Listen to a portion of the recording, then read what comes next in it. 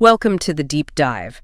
Today we're tackling that really interesting stage in your English journey, hitting C1 level in listening and speaking. Think of it like, well, you've built the house, now it's time to really live in it. Exactly. Because at C1, you're probably past the core grammar, you've got a good amount of vocabulary. The challenge really changes then, doesn't it? It becomes about, navigating subtleties, understanding all sorts of accents, dealing with spontaneous speech, and getting your head around more complex ideas. So we're hoping to offer some strategies today to help you push past what can feel like a bit of a C1 plateau. That's right. So our deep dive is going to focus on two main things. First, really honing your advanced listening comprehension.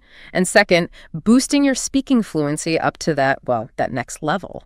Okay, so when we talk about C1 listening, it's crucial to get that it's not just about, understanding the main point. It's really about picking up on implication, tone, sarcasm even. Oh, yeah. Sarcasm can be tricky. Definitely. And understanding what's not being said explicitly. The expectation is you can follow abstract stuff, figure out a speaker's attitude, keep up with complicated arguments, even if they're talking fast or have an accent you're not used to. And I know from, my own language learning, there are a couple of common hurdles here. One is that panic on a word thing. You hear a word you don't know, and your brain just freezes trying to figure that out, and you lose the thread of the whole conversation. That is so common, yeah. And related to that is often passive listening. You might have English on in the background, which is fine, but you're not really actively engaging with it. Yeah. And at C1, that kind of background noise, while maybe a little helpful, isn't going to push your deep comprehension forward much. Right. Which makes me think our brains are amazing pattern spotting machines, aren't they? Absolutely. But for C1 listening, you kind of have to train that ability specifically to anticipate, connect the dots, use the context to fill in gaps, that sort of thing. Exactly. It's about developing that intuitive sense. Let me tell you about Kenji. He's a software engineer from Japan, moved to London. Now, his formal English on paper was fantastic. He aced C1 practice tests. Okay. But landing in London, the reality of day-to-day spoken English in a busy office, that was a whole different ballgame. His story really shows that C1 isn't just about the textbook. It's about getting language street smarts, how people actually use it spontaneously. Oh, I can just picture it. Meetings must have been a whirlwind, all those overlapping voices, different British accents he'd maybe never heard. Oh, yeah. Just fast, informal chat. Must have been a shock. It really was. He said something like, I felt like I understood each word, but not the sentence. Or I got the sentence, but missed the joke. Or the sarcasm. He mentioned a time a colleague said, oh, that's a bit rich, and he thought they meant expensive. Yeah, totally missed the irony. That's so relatable, though. So what was the turning point for him? What helped? Well, he had this British mentor who gave him some really great advice. He said, Kenji, stop trying to catch every single word. Listen for the melody of the conversation. The melody, I like that. Yeah. What's the main idea? What's the feeling underneath?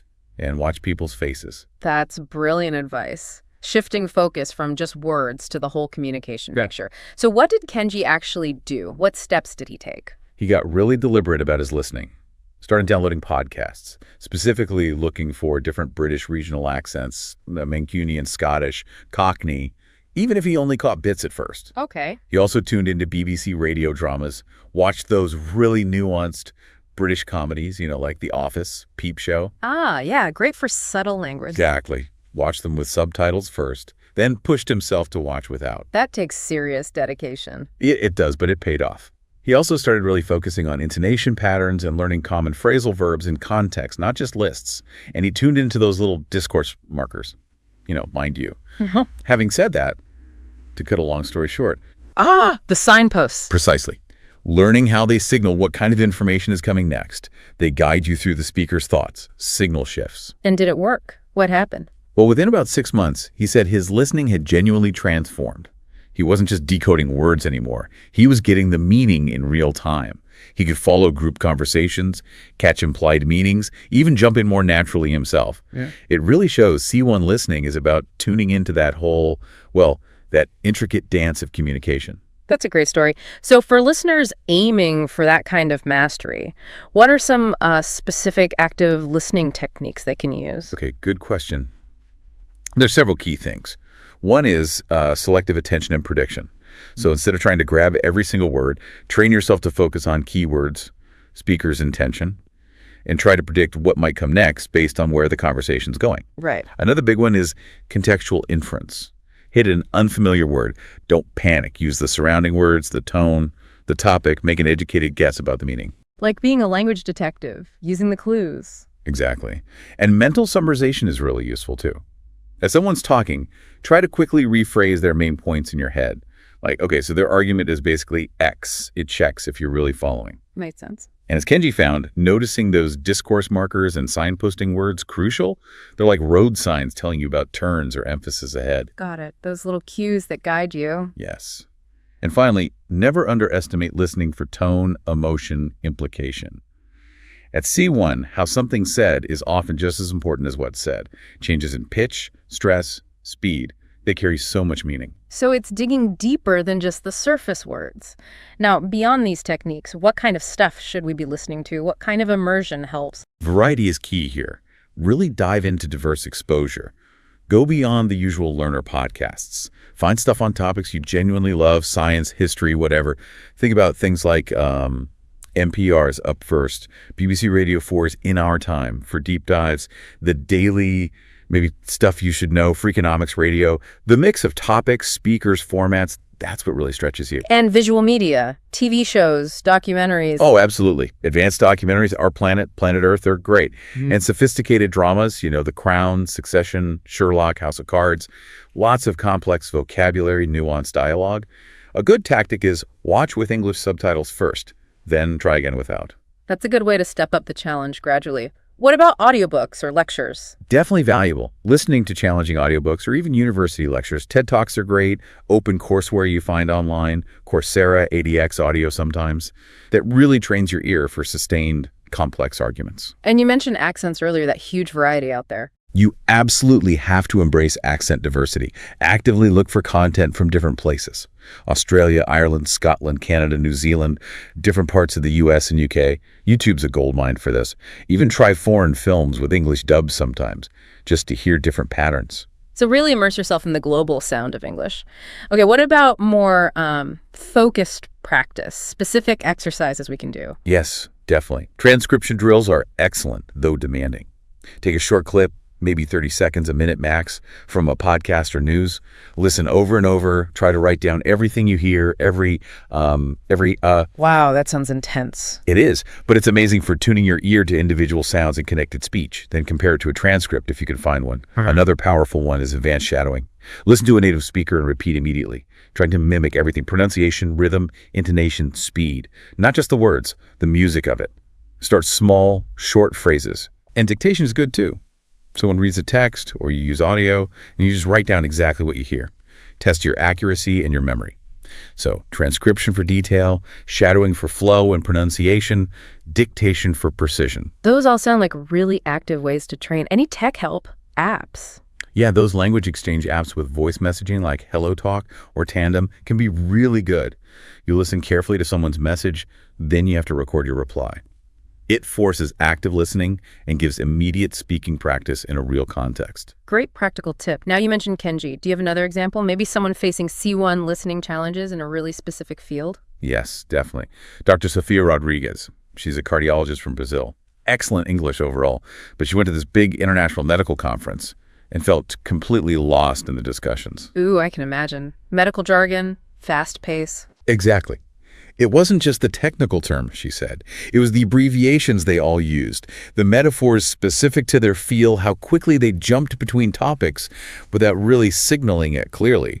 She felt like she was constantly, adrift. So how did she tackle that? She decided to really immerse herself, specifically in English medical talk.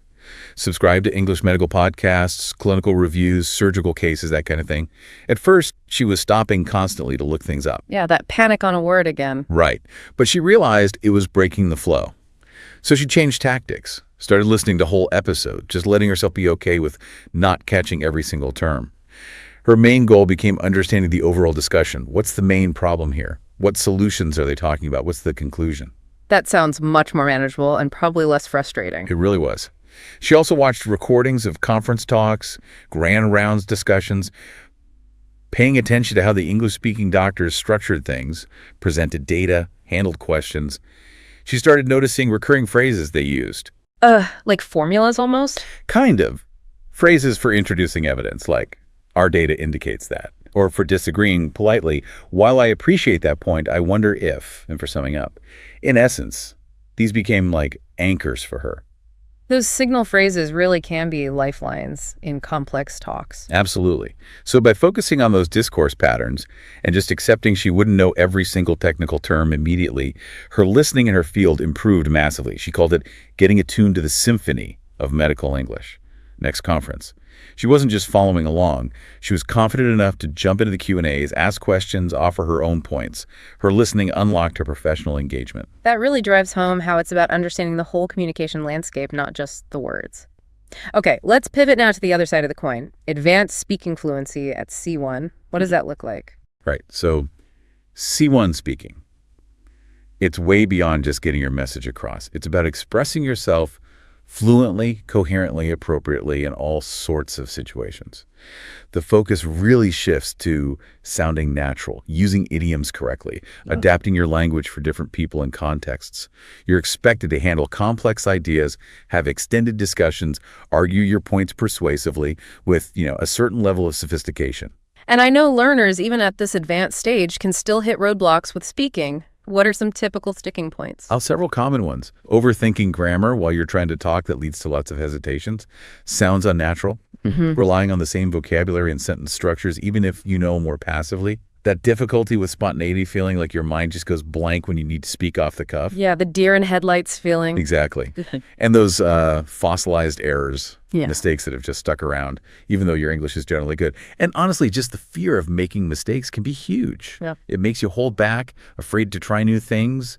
That fear factor is definitely real. It is. And it's so important here to remember that listening-speaking connection we talked about. All that listening you do, that's the input.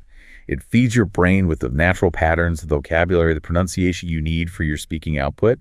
You can't really produce what you haven't absorbed first. Such a crucial point. Input fuels output. So can you share another story to illustrate this journey towards C1 speaking? Sure. Let's talk about Anya. She was a German philosophy student. Her theoretical English was amazing, read complex texts, wrote great essays, could hold decent conversations if she'd prepared. But she wanted to join the university's English Debate Society, and that terrified her. Oh, I can see why. Debating is so fast, so dynamic, totally different challenge. Totally. She said, in a debate, you can't translate in your head, you can't plan sentences, you have to react now, challenge people, defend yourself. My mind just froze. Her first tries were rough. She knew the words, but couldn't get them out smoothly. Grammatically okay, maybe, but no natural rhythm, and she struggled to link her ideas together. So what advice helped her break through that? Her professor gave her some really key advice. He said something like, Anya, you get the logic in English. Now you need the feel of the language. Stop aiming for correct sentences. Aim for effective arguments. And the best way, start thinking in English. Wow, that's a big mental shift. Think in English. How did she put that into practice? She got really intentional about it. Instead of translating from German all the time, she started narrating her day in English, just in her head. Mentally argued about news headlines, planned imaginary conversations, drafted emails in her mind, all in English. For debates, she stopped writing full speeches. Instead, she used mind maps, just English keywords and phrases to guide her. That forced her to create the connecting language on the fly. That mind map idea sounds really effective for forcing spontaneity. It really was. She also joined Toastmasters. That pushed her into impromptu speaking, those table topics where you get a random question and have to talk for a minute or two. Terrifying at first, she said, but ultimately freeing. She learned to use filler words naturally, to buy thinking time. Practiced paraphrasing when she couldn't find the perfect word. Used phrases like, that's an interesting question. And she really focused on using linking words, therefore, however, in addition, to make her arguments flow logically. So what happened? How did it change things for her? Slowly but surely, her whole internal process changed. That mental translation friction just faded. Her debate responses got quicker, more sophisticated, and she sounded way more confident. She found she could actually express herself spontaneously, not just correctly. Joining the debate society successfully was all down to that shift, thinking and speaking on the fly, not aiming for prepackaged perfection. Anya's story really highlights that internal shift, doesn't it? Thinking directly in the language. So for listeners aiming for C1 speaking, what are some concrete strategies? Okay, Building fluency and coherence is number one. We've talked about thinking in English that thought-to-speech training. Using mind maps, not scripts, for impromptu talks or presentations really helps generate spontaneous language. Mastering those discourse markers and cohesive devices is crucial for smooth, logical flow. Practicing paraphrasing and circumlocution, talking around a word you can't find. And storytelling. Practicing telling anecdotes helps you use descriptive words and vary your sentences naturally. Right, all things that make speech sound less robotic, more natural. What about actively boosting vocabulary and grammar range? Also essential for C1. You have to actively use the advanced words and idioms you learn. Don't just recognize them, deploy them. Consciously try to vary your sentence structures, mix it up. Use those complex forms like inversions, conditionals, passive voice when they fit. Get comfortable with common phrasal verbs and collocations, those word pairs that just sound right to native speakers. And, like we said with listening, recycle language, notice good phrases native speakers use, and try using them yourself. So taking passive knowledge and making it active. And pronunciation, intonation, they matter a lot for how you come across, right? Hugely important. Focus on English rhythm and stress. It's a stress-timed language, which is key for sounding natural. Understand and practice connected speech, how words smush together. Use intonation to show meaning, emotion, emphasis. Record yourself. Listen back critically. Where do you hesitate? What sounds a bit off? And don't be shy about asking for feedback on your pronunciation. Self-correction, getting feedback, vital loops. And of course, you just have to practice a lot. Non-negotiable. Seek out chances to talk with native speakers or other advanced learners. Join discussion groups, debate clubs, practice arguing spontaneously, role-play different situations, job interviews, ordering food, whatever. Explain things aloud, summarize articles or talks. The more you speak, the more fluent you become. Simple as that. Great practical advice. Do you have one more example? Maybe someone who struggled with a different kind of speaking challenge at C1. Yes. Let's talk about Taibo, an entrepreneur from South Africa, living in London. Excellent written English, great business sense. But he was naturally quite shy and very self-conscious about his accent. Networking events were torture for him. He felt like he was performing, always worrying if people understood him properly. Oh, yeah, that self-consciousness can be such a killer for spontaneous conversation. It really can. His breakthrough came after one really bad networking night. A mentor told him something very helpful. He said, "Taibo, your ideas are excellent. Your accent is part of you. It makes you unique. It's a strength, not a weakness. People want to connect with someone real, not a perfect robot speaker. Focus on showing your interest, sharing your ideas authentically, even if it's not perfect." That's such an empowering way to look at it. How did Taibo put that into action? He consciously shifted his goal from perfection to connection. He started learning small talk phrases, not from a book, but by really listening to how his British and American colleagues chatted naturally. He recorded himself pitching his business, not just checking grammar, but listening for where he sounded stiff or unnatural. He worked on varying his intonation to sound more enthusiastic, more curious. So really working on projecting his personality through his voice. Exactly. And he forced himself out of his comfort zone. Joined an entrepreneurs group, went to industry events, volunteered somewhere he had to talk to lots of different people. He set himself a small goal for every event. Start a few conversations, no matter how nervous he felt. And crucially, in those chats, his main focus became listening attentively to the other person, asking good follow-up questions, sharing relevant bits about himself, even if the words weren't perfectly polished. And what happened? How did that shift things for him? Well, his confidence just grew and grew.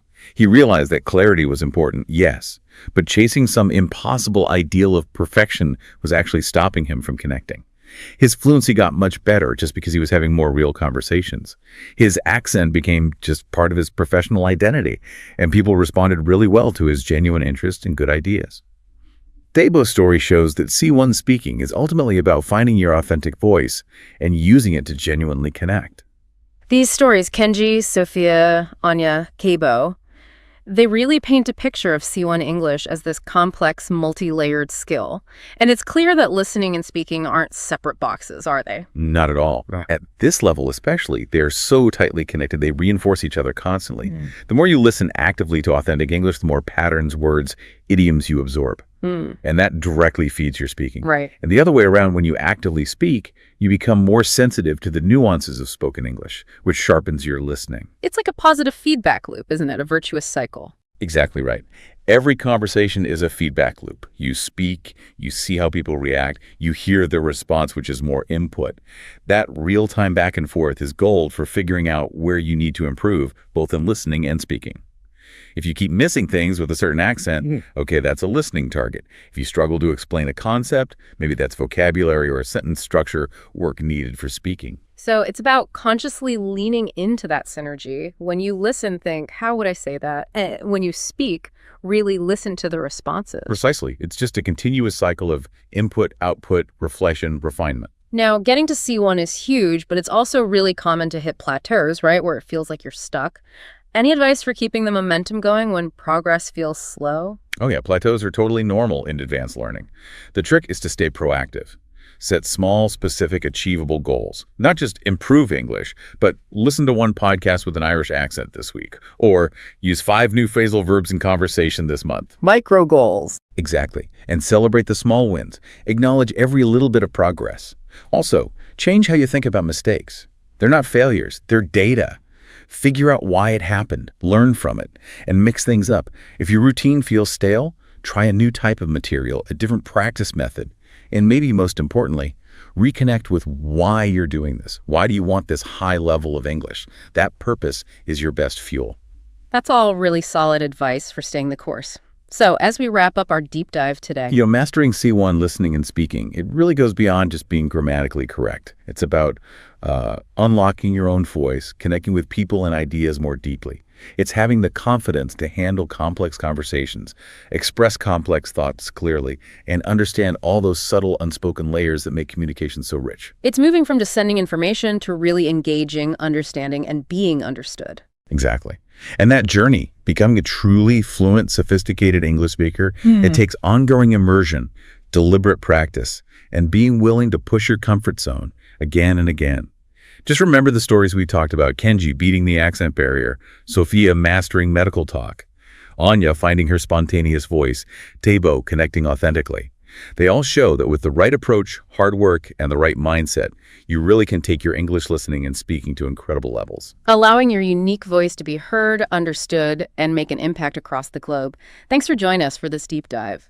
Welcome to the Deep Dive. Today, we're diving into what feels like a really key stage for a lot of English learners, hitting C1 and really mastering the listening and speaking side of things. You've built this great house, you've got the grammar, the vocab, but now it's about actually living in it, right? Handling all the tricky bits. That's a great way to put it, because C1, yeah, you likely do have the core stuff down. Yeah.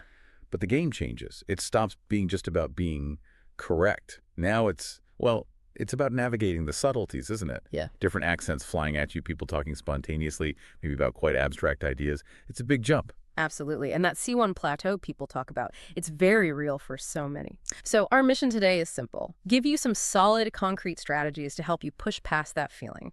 We're going to focus on 2 main things. First, really sharpening up that advanced listening. And second, getting your speaking fluency up to that next level, making it sound more sophisticated. Okay, so let's talk C1 listening first. What does it really mean? It's definitely not just getting the main idea anymore. You're expected to pick up on implication, tone of voice, maybe even sarcasm, all the stuff that's not spelled out. Following complex arguments, inferring attitudes, even if someone's talking fast or has an accent you're not used to. Yeah, and I hear about a couple of common hurdles all the time, like the panic on a word thing. Your brain just locks onto one word you don't know. Oh, definitely. And boom, you've lost the whole thread of the conversation. Happens all the time. And the other thing is relying too much on passive listening. Just having English radio on in the background. It's okay for exposure, sure, but it won't actively push your C1 comprehension skills forward. You need more active engagement. Right. Our brains are amazing pattern spotters, we know that. But for C1 listening, you kind of need to train that ability specifically, don't you? Like anticipating what someone might say next, connecting the dots almost automatically. Exactly, using the context to fill the gaps. It's about developing that intuition. Let's make this concrete. You mentioned Kenji's story before we started, the software engineer. Ah, yes, Kenji. Great example. He's from Japan, moved to London for work. On paper, his English was easily C1. Aced all the practice tests. But daily life in a busy London office. A whole different ballgame, I imagine. Completely. The speed, the slang, the banter, those regional accents. things you just don't get in a textbook. It was overwhelming for him initially. What did that feel like for him? What did he struggle with most? He often said things like, I understood every single word, but I didn't get the sentence. Or he'd miss jokes, sarcasm. Like a classic one was a colleague saying something like, well, that's a bit rich coming from you. And Kenji just thought they were talking about money.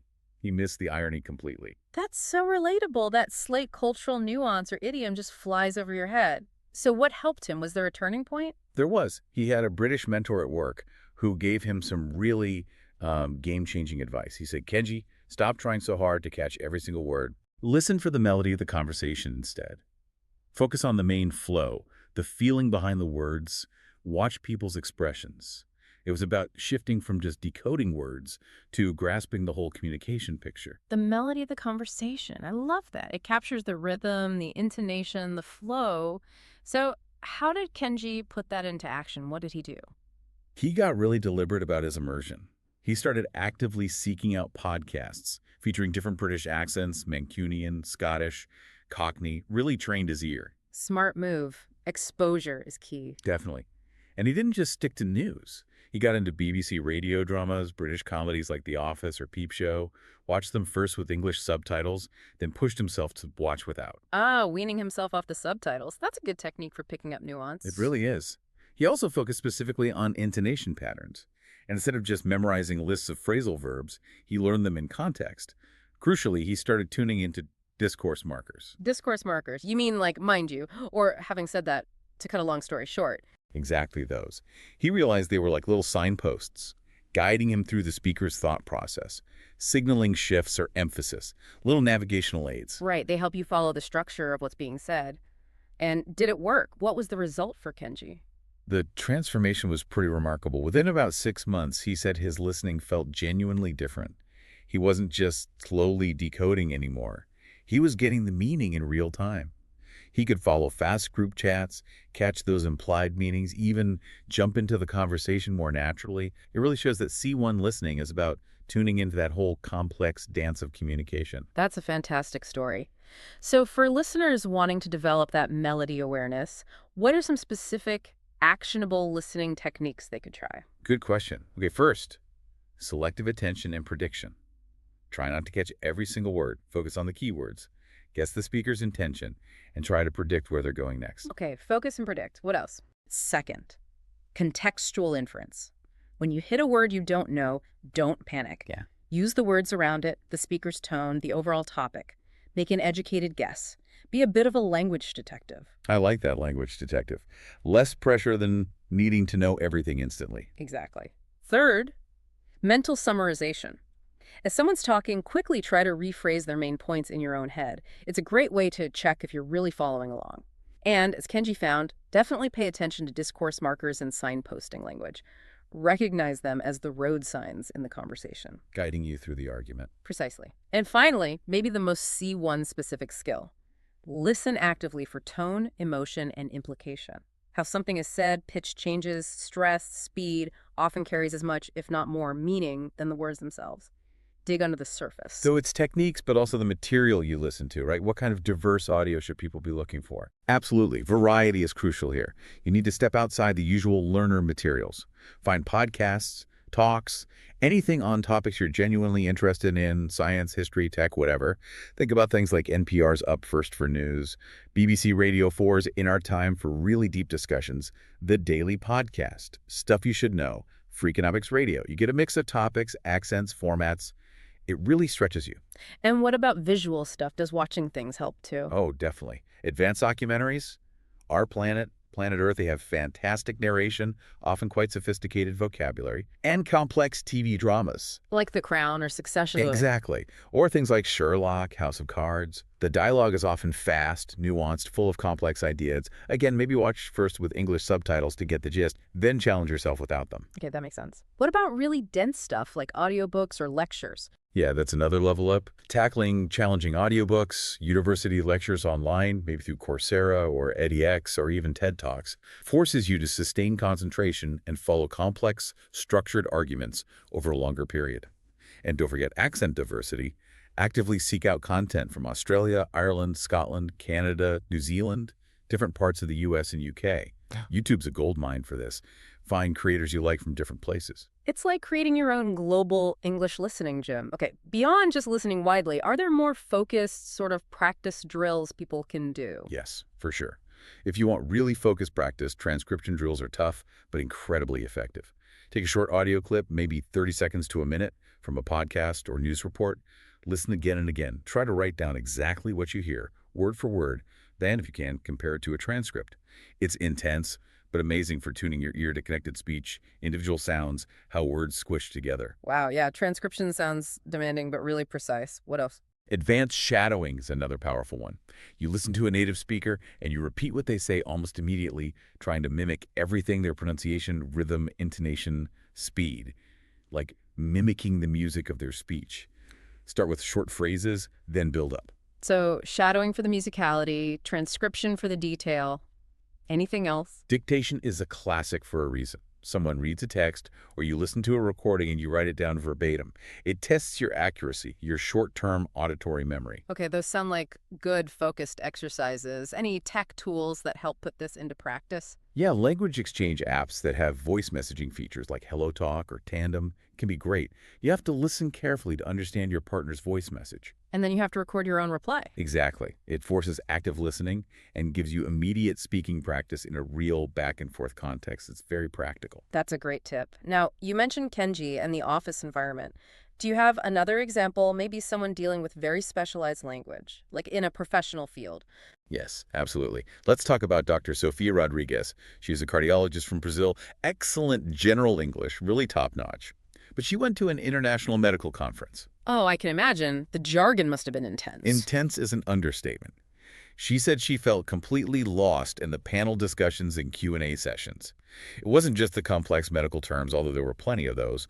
It was also all the abbreviations flying around, the field-specific metaphors people used, and how speakers jumped between topics really quickly without much warning. She just felt constantly adrift. Yeah, that very specific high-level professional talk can be a real barrier. How does she tackle that challenge? Well, Sophia went for targeted immersion. She started consuming everything she could find in English related to cardiology medical podcasts, recordings of clinical reviews, surgical case presentations online. At first, she did what many people do. She stopped constantly to look up every single term she didn't know. That panic on a word impulse again? Exactly. But she quickly realized, like Kenji, that it just destroyed the flow. She couldn't follow the overall argument, so she changed her strategy. She started listening to whole episodes or presentations without stopping. She accepted she wouldn't catch every technical term immediately. Her goal shifted to understanding the big picture. What was the main problem being discussed? What solutions were proposed? What were the key conclusions? That sounds much more manageable, focusing on the overall structure and gist rather than every single detail. It made a huge difference. She also started watching recordings of conference talks, but this time paying close attention to how experienced English-speaking doctors structured their presentations, how they introduced data, how they handled challenging questions. She noticed recurring phrases, little linguistic anchors, things like, "Our data indicates that," or "While I appreciate that point, I wonder if," or in essence, what we're seeing is these became lifelines for her. So she started recognizing the rhetorical patterns, the common ways ideas are structured and presented in that specific field. Precisely. By focusing on those discourse patterns and accepting a bit of ambiguity with the hyper-specific terms, her listening comprehension within her field improved dramatically. She described it as finally hearing the symphony of medical English, not just individual notes. At the next conference, she wasn't just following along. She felt confident enough to jump into the Q&As, ask her own questions, offer her points. It totally unlocked her professional engagement. That's brilliant. Sophia's story really highlights understanding the structure of communication in a specific context. Okay, let's flip the coin now. C1 speaking, what does that really look like? Right. C1 speaking is, well, it's way beyond just getting your message across. It's about expressing yourself fluently, naturally, coherently, and using language appropriately in all sorts of situations. The focus really shifts to sounding natural, using idioms and colloquialisms correctly, adapting your style. Are you talking to a friend or are you in a formal meeting? You're expected to handle complex topics, hold your own in long discussions, argue your points persuasively with a certain sophistication. But even really advanced learners can hit speaking roadblocks, can't they? What are some of the typical sticking points people face? Oh, absolutely. Several are very common. Number one is probably overthinking grammar as you speak. It makes you hesitate, sound unnatural. Yeah, the internal grammar checker working overtime. Exactly. Another is getting stuck using the same limited range of vocabulary or sentence structures. Even though you might know more advanced ones passively, you just don't activate them when you speak. Difficulty with spontaneity is a big one too, that feeling when your mind just goes blank when you're put on the spot. The classic deer in the headlights moment. I know it well. We all do. And then there are fossilized errors, those mistakes that just seem to stick around forever, no matter how good your English gets otherwise. And underlying a lot of this Is the fear of making mistakes. exactly. That pervasive fear holds so many people back. It stops them from experimenting, from really pushing themselves to use more complex language. It's so important here to loop back to what we said about listening. That connection is crucial, isn't it? All the listening you do, all that input, directly feeds your speaking output. You absorb the patterns, the vocab, the rhythm. You really can't produce what you haven't first absorbed. That input-output cycle is fundamental, especially at this advanced level. Okay, let's have another story. Someone who tackled the C1 speaking challenge may be focused on that spontaneity issue. Right, let's talk about Anya. She was a German philosophy student, brilliant academically. Her written English, her reading comprehension of complex philosophical texts, absolutely amazing, top tier. She was terrified of joining the university's English Debate Society. Debating. Talk about pressure for spontaneous speech. You have to think and respond on your feet. Precisely. And that was Anya's problem. She said, in a debate, there's no time to translate in my head. My mind just freezes. She knew the vocabulary. She understood the arguments intellectually, but she couldn't articulate her own points smoothly or link her ideas coherently under pressure. The words wouldn't come out right. So what helped her break through that? What was the key advice? Her professor gave her some really insightful advice. He told her, Anya, you clearly understand the logic in English. You can follow complex arguments. Now you need to get the feel of the language in spoken form. He said, stop aiming for perfectly correct sentences every time. Aim for effective arguments. And the best way to do that, start thinking directly in English. Wow, okay. That's a big mental shift, trying to cut out the translation step entirely. How did she actually practice thinking in English? She made it a deliberate daily practice. She started narrating her day to herself, silently, in English. She'd mentally argue about news headlines she read. If she had a difficult conversation or email coming up, she'd plan it out in her head in English. And for the debating specifically, she stopped trying to write out full speeches. Instead, she used mind maps, just keywords and key phrases in English. This forced her to generate the connecting sentences and arguments on the fly during practice sessions. That mind map technique sounds really powerful for building impromptu speaking skills. What else did she do? It was huge for her. She also joined Toastmasters, the public speaking club, specifically for their impromptu speaking exercises, like table topics, where they give you a random topic and you have to speak about it for a minute or two with no prep. Wow, that sounds terrifying. She said it was terrifying at first, but ultimately incredibly freeing. It taught her practical strategies too, like how to use filler words well, naturally, just to buy a little thinking time without awkward silence. She practiced paraphrasing. If she couldn't think of the perfect word, she'd talk around it. She learned useful phrases like, that's an interesting question, to give herself a second to gather her thoughts. And she consciously worked on using cohesive devices, words like, therefore, however. Furthermore, in addition, to make her arguments sound logical and flow smoothly. So a combination of mindset shift, specific practice techniques, and learning those little fluency tricks. What was the result for Anya? The result was that the mental friction, that constant translation effort, it started to fade. Her responses in practice debates became much quicker, more fluent, and actually more sophisticated because she wasn't getting bogged down. She sounded more confident. She could finally express her complex thoughts spontaneously, not just perfectly constructed sentences after long thought. And yes, she did eventually join the debate society and did really well. Her story really shows the power of training yourself to think directly in the language. That's fantastic. A great example of overcoming that spontaneity barrier. Okay, so building on Anya's experience, what are some concrete strategies our listeners can use to really master C1 speaking? All right, let's break it down. First, focus on building fluency and coherence. This means actively practicing thinking in English like Anya did, that thought-to-speech training. Using mind maps instead of full scripts for presentations, or even just planning what you want to say in a meeting. Really mastering those discourse markers and cohesive devices we talked about for listening, they're just as important for making your speech flow logically. And get good at paraphrasing and circumlocution, talking around a word you can't find. It's a vital skill. Oh, and telling stories. Practicing storytelling is a great way to naturally use more descriptive language and vary your sentence structures. Okay, so fluency and coherence first. What about the actual language itself, vocabulary and grammar? Absolutely key for C1 sophistication. It's not enough just to recognize advanced words or idioms. You need to actively deploy them. Make a conscious effort to use that C1 level vocabulary you're learning. Same with grammar. Consciously try to vary your sentence structures. Don't just use simple sentences all the time. Mix in more complex forms when they're appropriate, things like inversions. Not only do we, conditional sentences, maybe using the passive voice sometimes for effect. Get comfortable using common phrasal verbs and collocations, those word combinations that just sound natural together to native speakers, and sort of recycle language. Hear a good phrase someone else uses, note it down, try using it yourself later. Right, turning passive knowledge into active use. And pronunciation and intonation must play a huge role in sounding natural and confident at this level. Oh, massive. English is a stress-timed language, so focusing on its natural rhythm and stress patterns is crucial for sounding authentic. Understanding and practicing connected speech, how words link together and change sounds, makes a huge difference. Using intonation effectively is key too. It conveys meaning, emotion, emphasis. It's not just decoration. A really good tip is to record yourself speaking.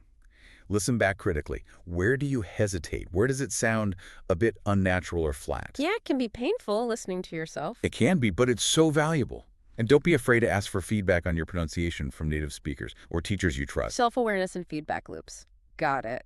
And underpinning all of this, I assume, is just practice. Consistent practice is absolutely non-negotiable. You have to speak. Seek out opportunities, talk with native speakers, find other advanced learners for conversation practice, join a discussion group, maybe even a debate club like Anya, role-play different scenarios, job interviews, making complaints, ordering complex things. Try explaining concepts aloud, summarizing articles or talks you've listened to. The more you actively use the language, the more fluent and automatic it becomes. Makes perfect sense. Do you have one last story for us?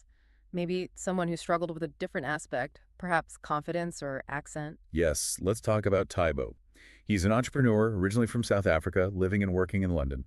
His written English was excellent, great business ideas, but he was naturally quite shy and very self-conscious about his South African accent. He found networking events particularly difficult. He described them as torture. He felt like he was putting on a performance, constantly worrying if people understood him clearly if his accent was a barrier. That self-consciousness, it can be paralyzing, can it?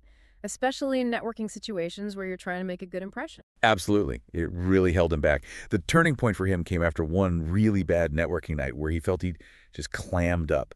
He was talking to a mentor afterwards, feeling quite down about it, and the mentor said something really powerful. He said, "Taibo, your ideas are fantastic. Your accent, it's part of who you are. It makes you memorable, unique. Think of it as a strength, not a weakness." That's a great reframe. Isn't it? The mentor continued, "People connect with authenticity. They want to talk to a real person, not some kind of perfect English-speaking robot. Focus on showing genuine interest in others, sharing your great ideas authentically. It doesn't have to be grammatically perfect every second." Wow. Shifting the goal from linguistic perfection to genuine human connection. How did Taibo put that into practice? He really took it to heart. He consciously changed his internal goal for conversations. It wasn't speak perfect English anymore. It was make a real connection. He started observing his British and American colleagues more closely, not just what they said in small talk, but how they said it, the natural, easy phrases they used. He learned more from that than any textbook list. He also started recording himself, practicing his business pitch. But instead of just listening for grammar mistakes, he listened for authenticity. Where did he sound stiff? Where did his personality not come through? He worked specifically on varying his intonation more, trying to sound more enthusiastic, more curious. So letting his personality shine through his voice, accent and all. Exactly. And then he took the plunge. He forced himself to join an entrepreneurs group, go to industry events, even volunteer for something. He set himself tiny goals for each event, like just initiate 2 conversations. That felt achievable. And crucially, when he was in those conversations, his main focus shifted. He concentrated on listening attentively to the other person, asking good follow-up questions, and then sharing relevant things about himself and his work, without obsessing over every single word being perfect. And what happened? How did that shift impact him? The results were amazing. His confidence just soared. He realized that chasing this impossible ideal of sounding like a perfect native speaker had actually been blocking him from connecting with people. And paradoxically, because he was having more real, relaxed conversations, his actual fluency improved significantly. His accent became just, part of his professional identity. People responded really positively to his genuine interest, his good ideas, and his authentic way of communicating. Taibo's story is so powerful. It really brings home that C1 speaking isn't just about technical skill. It's about finding your voice, your authentic way of expressing yourself, and having the confidence to connect. So listening to Kenji, Sophia, Anya, and Taibo, it paints this picture of C1 as this really intricate dance between listening and speaking. They're not separate skills at all at this level, are they? Not in the slightest. They are deeply, fundamentally intertwined, constantly feeding each other. Everything you actively listen to, the patterns, the vocabulary, the rhythm, the idioms, that directly fuels what you can produce when you speak. And conversely, the act of speaking, of trying to articulate your own thoughts, makes you so much more attuned to the nuances of how others speak. It sharpens your listening skills. It's a virtuous cycle, a positive feedback loop.